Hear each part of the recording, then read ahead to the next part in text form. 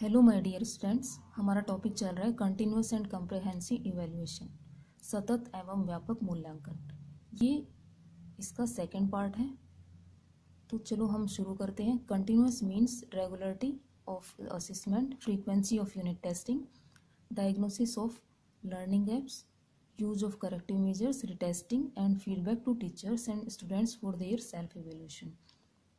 देखो कंटिन्यूस क्या होता है। कंटिन्यूस मीन्स होता है कंटिन्यूटी ऑफ इवैल्यूएशन, यानी कंटिन्यूस वर्ड को जब हम सीसी के संदर्भ में पढ़ेंगे तो कंटिन्यूस का मतलब होगा कि कंटिन्यूटी ऑफ इवैल्यूएशन, यानी मूल्यांकन में सतत होना चाहिए, मूल्यांकन में कंटिन्यूटी होनी चाहिए।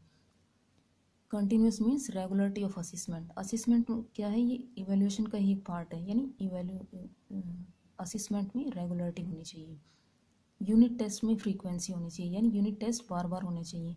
डायग्नोसिस ऑफ लर्निंग गैप्स, ये क्या होता है? डायग्नोसिस ऑफ लर्निंग गैप्स, यदि स्टूडेंट्स को कुछ डिफ़िकल्टीज आ रही हैं लर्निंग में, तो टीचर उन डिफ़िकल्टीज़ को पहचान के उन्हें दूर करने की कोशिश करता है, उनको डायग्नोसिस करने की कोशिश करता है। नेक्स्ट है यूज ऑफ करेक्टिव मेजर्स। देखो करेक्टिव मेजर्स को क्या कहेंगे? सुधारात्मक उपाय, यानी स्टूडेंट किसी पर्टिकुलर टॉपिक को समझने में सक्षम नहीं है तो टीचर कुछ सुधारात्मक उपाय करता है कि उन्हें कैसे उस टॉपिक को अच्छे से सिखाया जाए, कौन सा मेथड अपनाया जाए कि वो उसे इजीली सीख पाए। ठीक है। नेक्स्ट है रिटेस्टिंग, यानी टीचर ने एक टेस्ट लिया, मान लो उस टेस्ट में 40% स्टूडेंट्स अच्छा कर पाए, 60% अच्छा रिजल्ट नहीं दे पाए, तो टीचर उसी टॉपिक को दोबारा से एक्सप्लेन करेगा। ठीक है, उससे उसका रिवीजन कराएगा उसी टॉपिक का और उसके बाद उसका दोबारा से टेस्ट लेगा। तो ये होता है retesting. And feedback, teacher feedback देता है बच्चों को। अब देखो ये जो इवैल्यूएशन होता है, ये इवैल्यूएशन टीचर्स का भी इसमें इवैल्यूएशन हो रहा है और स्टूडेंट्स का भी इवैल्यूएशन हो रहा है। कैसे? कि टीचर को ये पता चलता है कि उसकी टीचिंग में कहाँ प्रॉब्लम्स हैं, क्या कमियाँ थी, उसकी मेथड में क्या कमियाँ थी कि बच्चे अच्छा नहीं कर पाए, और स्टूडेंट्स को भी पता लगता है कि वो कहाँ हैं, मीन्स उन्हें कितनी नॉलेज हुई है और कितना उन्हें आगे पढ़ना है, कितनी मेहनत करनी है। ठीक है। नेक्स्ट पॉइंट है growth and development is a continuous process into the total teaching and learning process. तो देखो टीचिंग लर्निंग प्रोसेस में ग्रोथ और डेवलपमेंट एक कंटिन्यूस प्रोसेस होती है। ठीक है, कि टीचिंग लर्निंग प्रोसेस में ग्रोथ और डेवलपमेंट ये कंटिन्यूस है, कंटिन्यूस प्रोसेस है, यानी हमेशा आगे ही बढ़ना है, हमेशा टीचिंग लर्निंग में डेवलपमेंट ही होना है, ग्रोथ ही होनी है स्टूडेंट्स की। नेक्स्ट है the CCE requires students to be assist throughout the year to know where they stand. CCE की क्या रिक्वायरमेंट है?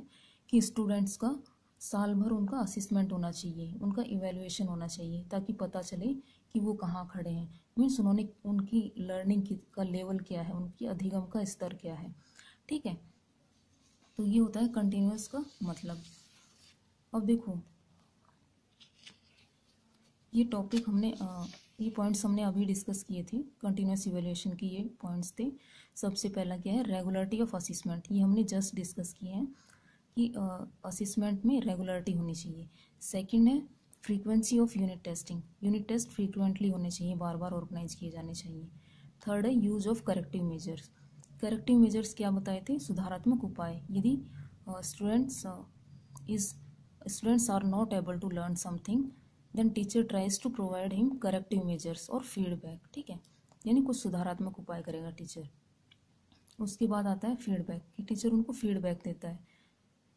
नेक्स्ट है रिटेस्टिंग, यानी किसी टॉपिक में बच्चे अच्छा नहीं कर पाए तो टीचर उसे दोबारा से उस टॉपिक को एक्सप्लेन करेगा और उसके बाद आगे बढ़ेगा, यानी उनका दोबारा से टेस्ट लेगा, वो होता है रिटेस्टिंग। लास्ट है डायग्नोसिस ऑफ लर्निंग गैप्स। देखो रिटेस्टिंग के बाद भी यदि लर्निंग में सर्टेन पर्टिकुलर डिफ़िकल्टीज पाई जाती हैं तो टीचर डायग्नोस करता है, यानी उन्हें दूर करने की कोशिश करता है। तो ये है कंटिन्यूस इवैल्यूएशन की कुछ पॉइंट्स।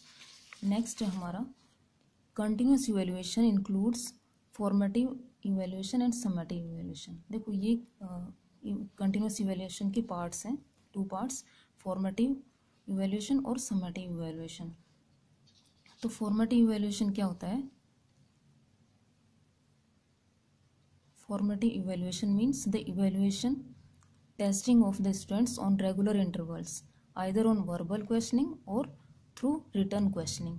तो फॉर्मेटिव इवैल्यूएशन का मतलब क्या हुआ? कि ये रेगुलर इंटरवल्स पे कंडक्ट किए जाते हैं, यानी ये नियमित रूप से ये टेस्ट लिए जाते हैं, चाहे तो वो वर्बल क्वेश्चनिंग हो यानी ओरल टेस्ट हो मुंह से बोलकर, या फिर रिटर्न क्वेश्चन यानी रिटर्न टेस्ट हो। तो ये होता है फॉर्मेटिव असेसमेंट या फॉर्मेटिव इवेल्युएशन, जिसे FA कहा जाता है। तो देखो ये जो फॉर्मेटिव असेसमेंट है ये साल में 4 बार कंडक्ट किए जाते हैं, 4 टाइम्स, ठीक है।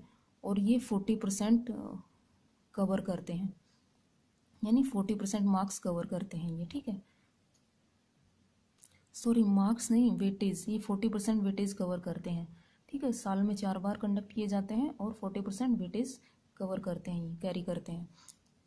नेक्स्ट है FA is conduct to know the learning progress of the students. अब देखो फॉर्मेटिव असेसमेंट क्यों कंडक्ट किए जाते हैं, ये जानने के लिए कि स्टूडेंट ने कितनी प्रोग्रेस करी है, कि उसकी लर्निंग का लेवल क्या है, उसकी अधिगम का स्तर क्या है, ठीक है। उसे सिलेबस की कितनी समझ है, कितनी नॉलेज वो गेन कर रहा है, कितना सीख रहा है, ठीक है। नेक्स्ट है to identify the learning difficulties, ये जानने के लिए कि स्टूडेंट्स को कहाँ डिफिकल्टीज हैं लर्निंग में, सीखने में। नेक्स्ट है to provide feedback to the students, यानी टीचर जब ये जान पाता है कि उन्हें क्या डिफिकल्टीज़ हैं तो उन्हें दूर करने की कोशिश करता है और स्टूडेंट्स को फीडबैक देता है। तो FA का पर्पज़ क्या है, FA is for improving learning. FA उनकी लर्निंग को, स्टूडेंट्स की लर्निंग को इम्प्रूव करने के लिए परफॉर्म किए जाते हैं या कंडक्ट किए जाते हैं। तो ये है FA। नेक्स्ट है हमारा सम्मेटिव असेसमेंट। देखो सम्मेटिव असेसमेंट या evaluation, it is conduct at the end of A course, ये कोर्स के एंड में कंडक्ट किए जाते हैं जनरली, ठीक है। तो ये सम्मेटिव असेसमेंट ये साल में 2 बार कंडक्ट किए जाता है और ये 60% वेटेज रखते हैं, वेटेज कैरी करते हैं 60%। सम्मेटिव असेसमेंट 2 बार होता है और एक सम्मेटिव असेसमेंट 30% और दूसरा भी 30%, तो प्लस कितने हो गए 60% वेटेज कैरी करते हैं। It means how much a student has learn from the course, इसका ये मेजर करता है मन, यानी ये इससे ये पता चलता है कि स्टूडेंट ने अपने कोर्स में कितना सीखा है, ठीक है। It is usually a graded test, देखो ये ग्रेडेड टेस्ट है, इसमें इसके ही रिजल्ट में बच्चों को परिणाम स्वरूप ग्रेड दी जाती हैं, ठीक है। इस असेसमेंट में ही उन्हें ग्रेड दी जाती हैं। It is marked according to a scale और सेट ऑफ ग्रेड्स, इसमें स्केल्स दी जाती हैं या फिर ग्रेड्स दी जाती हैं, ठीक है।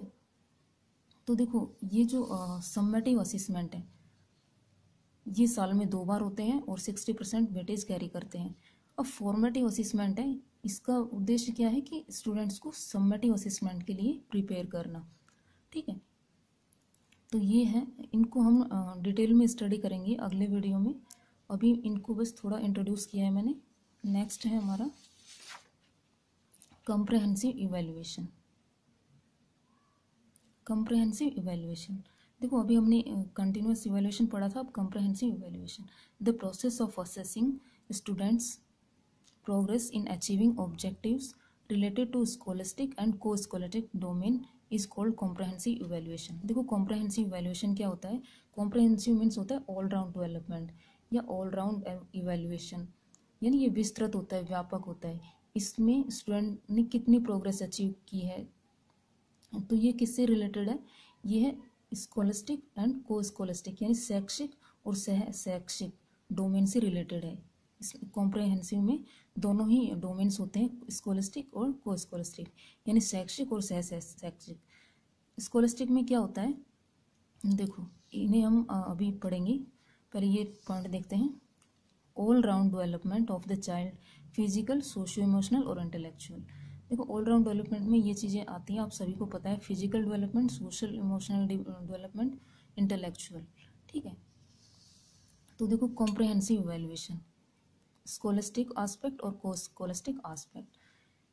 स्कॉलस्टिक एस्पेक्ट है, ये किससे रिलेटेड है, it's related to particular subjects, ये पर्टिकुलर सब्जेक्ट से रिलेटेड होता है, जैसे languages, science, social science, mathematics, knowledge, ठीक है। इसमें ये सब्जेक्ट से रिलेटेड होता है, यानी किसी सब्जेक्ट में किसी सब्जेक्ट पे कमांड होना, पढ़ने से रिलेटेड है। स्कॉलस्टिक का मतलब होता है ये सब्जेक्ट से या पढ़ने से रिलेटेड होता है।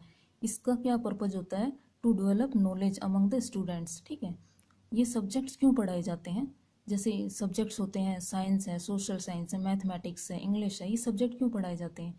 ये इसलिए पढ़ाए जाते हैं ताकि स्टूडेंट्स की जो एबिलिटीज़ हैं, डिफरेंट एबिलिटीज़ हैं, उनको डेवलप किया जाए। ठीक है, तो इसलिए ये सब्जेक्ट्स पढ़ाए जाते हैं। नेक्स्ट इसमें क्या होता है, knowledge, understanding of the facts, concepts, principles of a subject are assist. ठीक है, नेक्स्ट है अपना को स्कॉलस्टिक आस्पेक्ट। इसमें क्या होता है, these are related to child's personality. ये जो को स्कॉलस्टिक यानी सह शैक्षिक जो गतिविधियाँ होती हैं, को करिकुलर या एक्स्ट्रा करिकुलर गतिविधियाँ होती हैं, ये स्टूडेंट की पर्सनैलिटी से रिलेटेड होते हैं। We organise different activities in the school, co-curricular activities, other activities, ICT, sports activities, life skill, attitude, values, interest, health and physics, education, scientific skills, practical work. तो ये सभी को स्कॉलस्टिक में आते हैं। देखो हम इन्हें आगे डिटेल में पढ़ेंगे। ठीक है, नेक्स्ट है गोल ऑफ सीसी। तो देखो सीसी के गोल क्या है, रिड्यूस वर्कलोड, यानी स्टूडेंट्स का वर्कलोड को कम करना, उनके स्ट्रेस को, बर्डन को कम करना। Giving them the opportunity to take a number of smaller test throughout the year, यानी ठीक है, तो इसका गोल है स्टूडेंट्स की वर्कलोड को कम करना, उनके स्ट्रेस को कम करना, यानी इस साल भर में बहुत सारे टेस्ट ऑर्गेनाइज किए जाते हैं ताकि उन पे बर्डन ना रहे। नेक्स्ट है इसका grade students not only on academic criteria but on different overall skills ability including public speaking, team work, behaviour, holistic development. तो ये चीज़ें हम पढ़ चुके हैं, यानी स्टूडेंट्स को अकेडमीज़ के अलावा उसकी डिफरेंट जो एक्टिविटीज़ होती हैं, ओवरऑल स्किल्स को डेवलप करना। ठीक है, होलिस्टिक डेवलपमेंट ये हम पढ़ ही चुके हैं। नेक्स्ट वीडियो में हम इसके ऑब्जेक्टिव्स पढ़ेंगे, इसका ग्रेड सिस्टम पढ़ेंगे, इसके फॉर्मेटिव समेटिव असेसमेंट को डिटेल में पढ़ेंगे। इसके अलावा हम स्कॉलस्टिक एस्पेक्ट और को स्कॉलस्टिक को डिटेल में पढ़ेंगे। ठीक है।